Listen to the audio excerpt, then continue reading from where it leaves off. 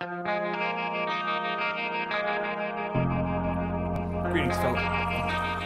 fellow sinners. Hey, sorry the sans background and all that stuff. I just want to do this because, real quick, because this is fresh on my mind today. This is more of like vloggy than anything.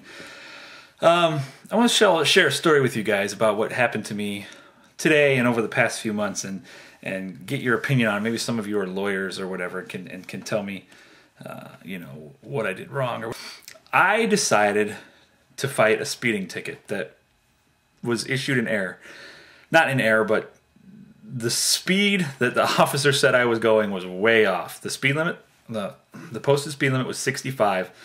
I was doing probably 72, maybe as high as 74, just depending when they have those radar guns on the side of the road that show your speed. Sometimes it's been 2 miles an hour under, sometimes it's been 2 miles an hour over. But worst case scenario, I was doing 74 in a 65. And the officer ticketed me for doing 87.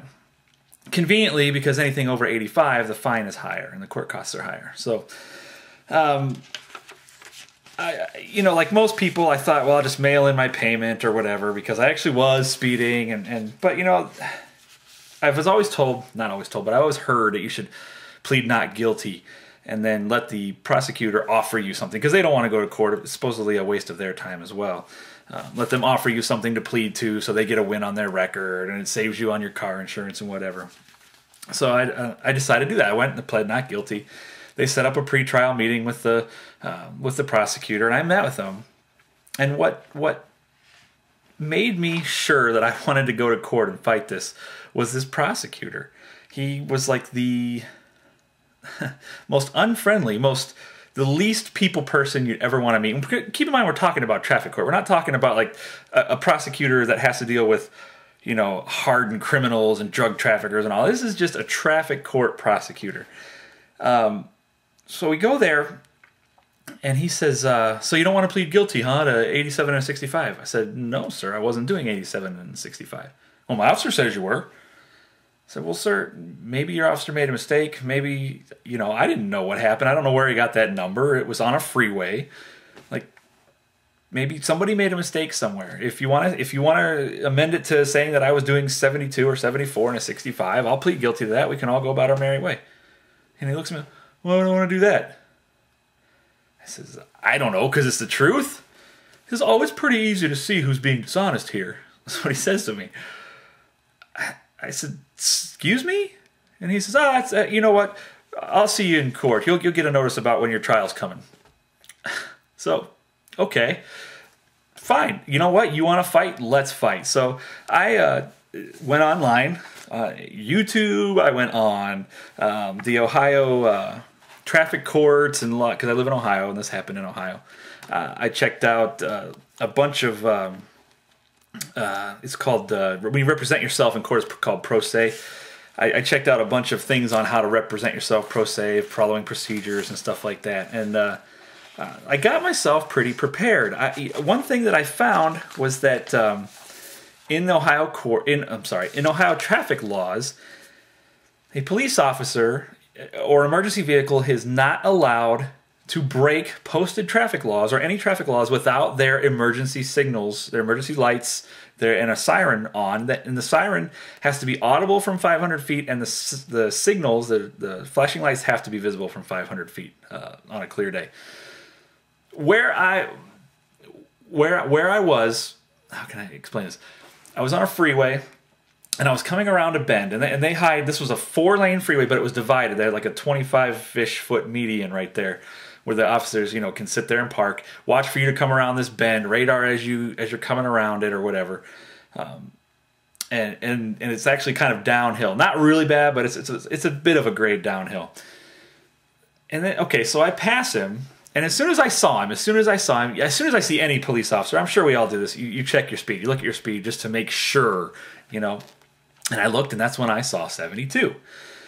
And I thought, ooh, that's a little fast. But, usually 72 is probably like the max. Any more than that, and they're going to pull you over. But 72, you're in traffic, whatever, especially on a downhill grade, coming around a bend. That pendulum theory, if he gets the outside of your car, it's going faster than the inside of your car, whatever. not that much faster, but you figure they give you a few miles an hour. So I let off. I slow down to 65 on my odometer.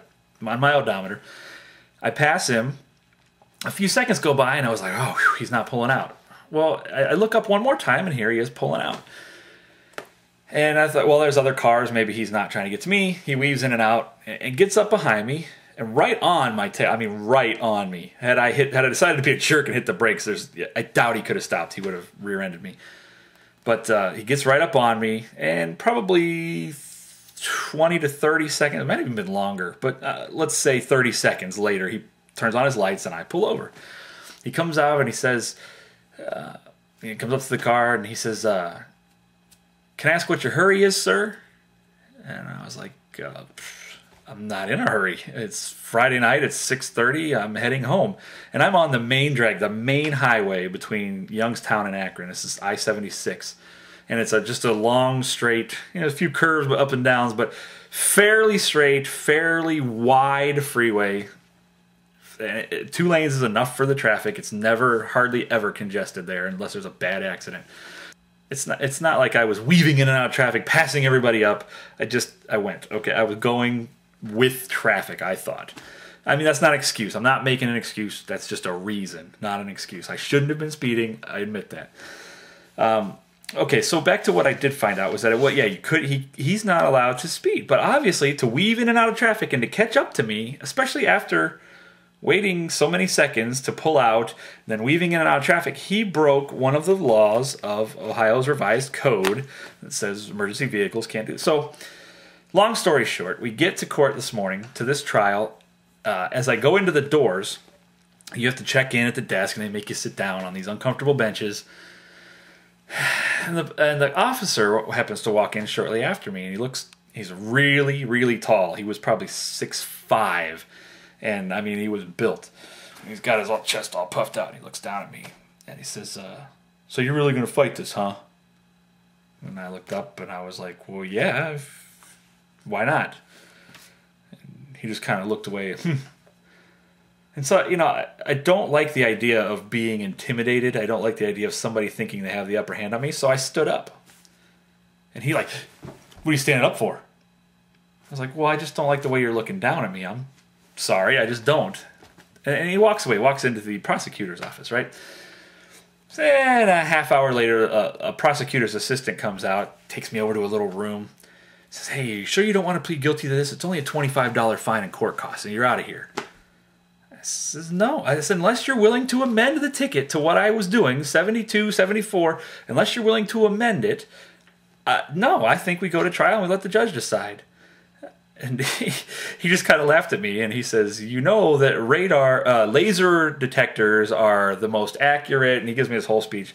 And I was like, sir, I have a defense planned, and I don't need your help, really. It's okay. So we go to trial, and this was a really hard part because it's a giant courtroom, right? Because this is where they have everybody that's been speeding, that they've pulled over comes through there, and they have to plead their, guilty, not guilty, whatever. So right in the middle of this, there's probably 100, 150 people in there maybe, and it's right in the middle, so there's probably down to 75-ish people in the room, right? They decide to stop everything. They want to have my trial because the officer needs to get to work. Keep in mind that this happened in May. I waived my right to a speedy trial because the court said they would look favorably upon that.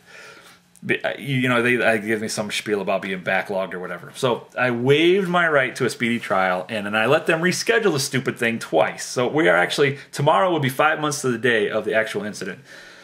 So we go to court, we go to the trial, and believe you me, I'm nervous as heck. I've never done anything like this before. I've never testified in an open court like that ever. So, the prosecutor goes.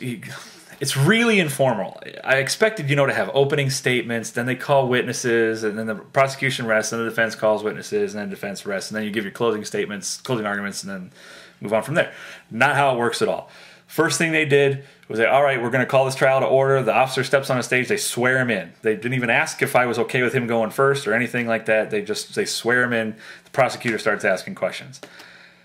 And the judge he's sitting there, he's got a computer, and he's looking on the computer, he's reading stuff, like he's hardly paying attention to any of the questions that the prosecutor's asking. He's going on and on about, well, how long was your training on your, it's called a LiDAR, L-I-D-A-R. How long was your training on your LiDAR detector?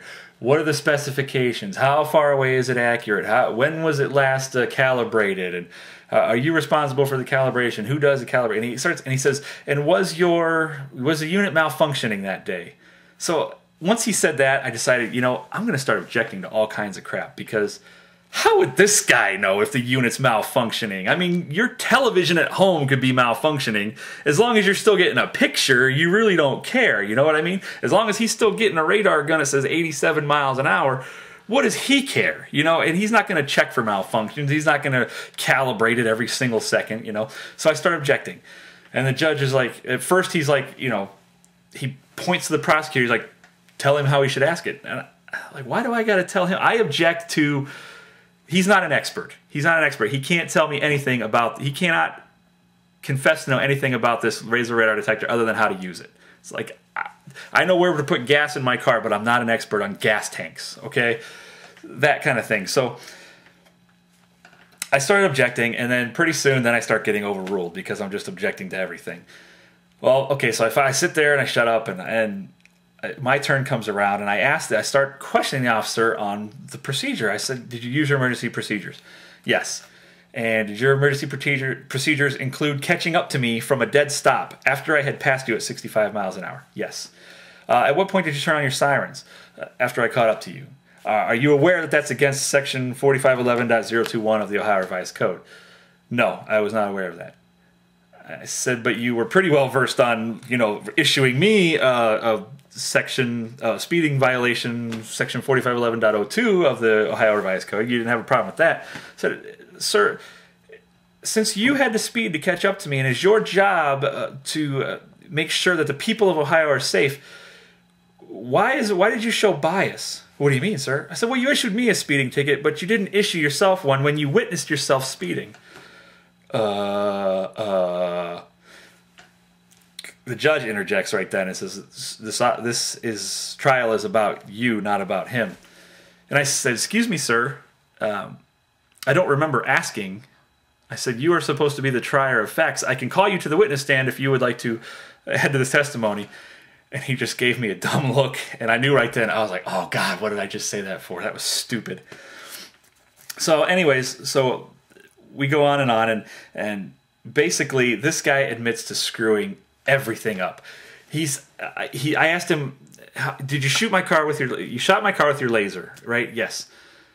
How many times did you shoot me? I shot you 3 times, sir. I said, and how much time lapsed in between each time you shot me? He says, I shot you 3 times in less than a second. This is 3 times in less than a second. Okay, what was the speeds I was going? Was it 87 all 3 times? No, it was 87, 79, and 72 is what he said. I said, so in less than a second, I decelerated 15 miles an hour?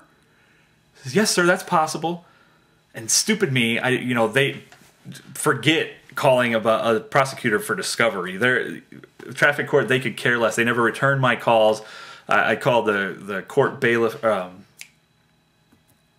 called the court and asked them if they could set up discovery. Oh no, I suggest you seek legal counsel, sir. You need to know how to do that on your own. And so whatever, I just kind of gave up discovery. But anyways, and believe me, you're getting my side of the story here. So I'm sure if somebody else were to tell it, you'd get it different. But keep in mind, I'm doing my best to be honest with you and give you my side of the story. So basically, I get this guy. He says that the laser radar is calibrated at 100 and 150 feet. They shoot moving objects that they know the speed of, whatever, and they make sure at 150 feet. I asked him, how far away was I when you shot me? He said, I don't recall, sir. I said, was it more than 150 feet? He says, yes. I said, was it more than 300 feet? Yes. Was it more than 500 feet? Yes. So basically what you're telling me is that we're almost 3 times the calibrated distance on this, and you're telling me that the speed that you got was 100% accurate. I'm 500 feet away from you, and you got a 100% accurate reading. How do you even know you shot my car? And he says, I've been trained to shoot cars, sir. I know how to do it. And I said, well, sir, no disrespect, but you can't even execute a simple traffic stop without breaking the rules, how do I know that anything that you said is honest here today?